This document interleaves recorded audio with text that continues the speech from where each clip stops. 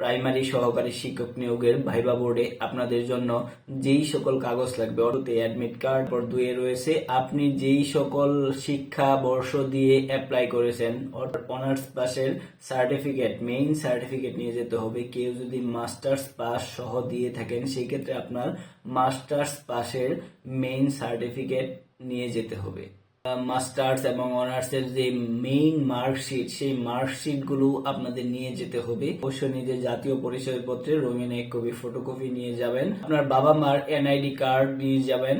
তারপর ইউনিয়ন পরিষদ অথবা পৌরসভা অথবা সিটি কর্পোরেশন থেকে আপনার যে নাগরিকত্বের একটি সার্টিফিকেট আছে সেটি সত্যায়িত করে অবশ্যই নিয়ে যাবেন। তারপর চারিত্রিক সনদপত্রের সার্টিফিকেট নিয়ে যাবেন। আর যদি কারো কোটা থাকে সেক্ষেত্রে কোটার যে মেইন সার্টিফিকেট, পাসপোর্ট সাইজের আপনার 4 কপি রঙিন ছবি নিয়ে যাবেন। আর সবচেয়ে গুরুত্বপূর্ণ বিষয় হচ্ছে আপনাদের অবশ্যই আবেদন অ্যাপ্লাই কপি নিয়ে যেতে হবে। সবচেয়ে গুরুত্বপূর্ণ আরেকটি বিষয় হচ্ছে আপনারা যে সকল ডকুমেন্টস নিয়ে যাবেন সেই ডকুমেন্টস গুলো অবশ্যই আপনারা সত্যায়িত করে নিয়ে যাবেন।